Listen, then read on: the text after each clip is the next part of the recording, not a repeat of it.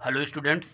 आज हम class 12th biology के अंतर्गत आने वाले टॉपिक बैगिंग के बारे पर चर्चा करेंगे। बैगिंग या बोरा वस्त्रण क्या होता है, तो इसको समझने से पहले हम कृत्रिम परागण या संकरीकरण देखेंगे क्या होता है। इम्पॉर्टेंट हेडिंग है ये बोर्ड एग्जाम के लिए।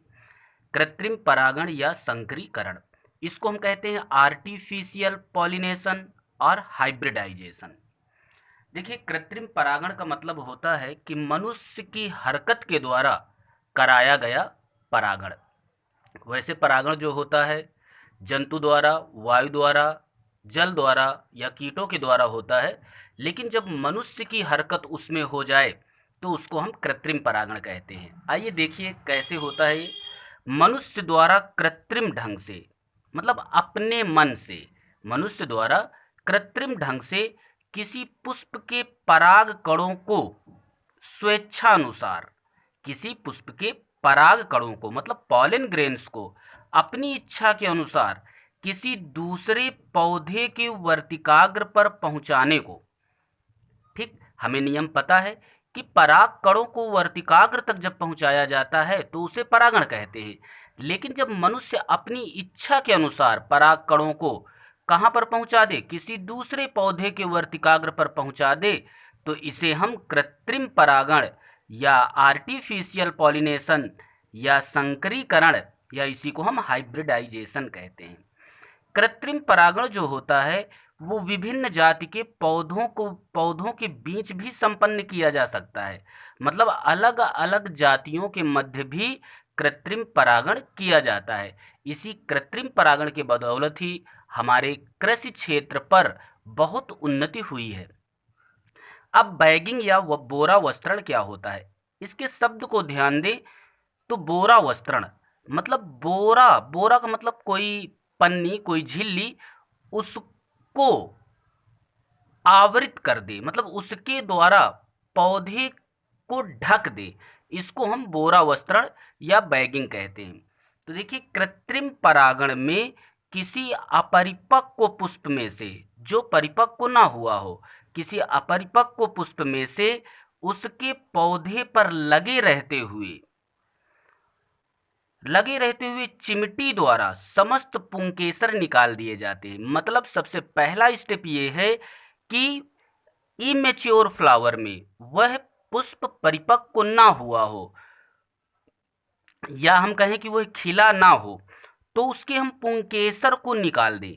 इस क्रिया को विपुंसन या इमैस्कुलेशन कहते हैं। यह पॉइंट भी इम्पॉर्टेंट है कि विपुंसन क्या होता है। तो विपुंसन क्या है? पुंकेसर को हटा देना, removal of stamen is called the emasculation. इस प्रकार पुष्प में स्वपरागण की संभावना समाप्त हो जाएगी। मतलब अगर कोई द्विलिंगी पुष्प है और उसमें से हम पुंकेसरों को हटा दिए हैं तो अब उसमें स्वपरागण नहीं होगा। अब पुष्प को छिद्रित पॉलीथीन की थैली के अंदर बांध दिया जाता है। मतलब उसी पुष्प को जिससे आपने स्टमेन या पुंकेसर को हटाया है उसको आप छिद्रिल पन्नी से बांध दीजिए। इस क्रिया को हम बैगिंग या बोरा वस्त्रण कहते हैं। ठीक समझ गए? इमैस्कुलेशन पहले कर दीजिए। इमैस्कुलेशन का मतलब कि वहां से पुंकेसर को हटा दें, और जब पुंकेसर हट जाएगा तब अब आप उसको छिद्रिल पॉलीथीन की सहायता से बांध दें। बैगिंग से अन्य पुष्पों के परागकणों द्वारा परागण नहीं होता है। फायदा क्या है इससे? जब हम बैगिंग या बोरा वस्त्रण कर देते हैं तो जो दूसरे पुष्प के पुंकेसर से आने वाले परागकण हैं वो अब नहीं आ पाते हैं, क्योंकि ऊपर से पॉलीथीन चढ़ी हुई है। जायांग जब परिपक्व हो जाता है, मतलब जब स्त्री भाग परिपक्व हो जाएगा उस पुष्प का, तो थैली को हम खोल देते हैं और किसी इच्छित पौधे के पुष्प के परिपक्व परागकणों को उसके वर्तिकाग्र पर डाल दिया जाता है।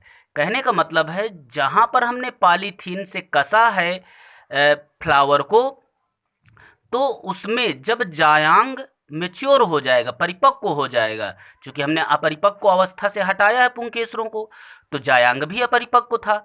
अब जब जायांग परिपक्व हो जाएगा तो इसका मतलब कि अब वो पराग कणों को लेने लायक हो गया है। तो अब पराग कणों को हम अपनी इच्छा के अनुसार कहीं के भी पराग कणों को वहां पर हम पॉलीथीन को खोलकर डाल देंगे। इसके पश्चात पुष्प को पुनः थैली द्वारा पूर्ववत ढक दिया जाता है। मतलब अब हम पुष्प को फिर से ढक देंगे। हमने पॉलिनेशन करवा दिया और पुष्प को हम पुनः ढक देंगे। अब कुछ दिनों पश्चात जायांग से फल बनकर तैयार हो जाता है। मतलब परागण हो गया तो अब अंदरे अंदर निषेचन हो जाएगा और फल बन जाएगा। अब आप याद रखना, जो फल बना है वो इच्छानुसार बना है, मतलब पुंकेसर हमने डलवाया है उस पर। फल से बीज एकत्रित किए जाते हैं। अब बीजों को अनुकूल मौसम में उगाकर इनके गुणों का अध्ययन किया जाता है। क्योंकि हमने परागकण बाहर से लाए हैं, अपनी इच्छा के अनुसार लाए हैं, तो अब देखेंगे कि इनके बीजों पर कौन कौन से लक्षण डेवलप हुए हैं। तो ये बैगिंग या बोरा वस्त्रण बहुत ही इम्पॉर्टेंट है बागवानी के लिए। कृषि के क्षेत्र में इसका बहुत प्रचलन है।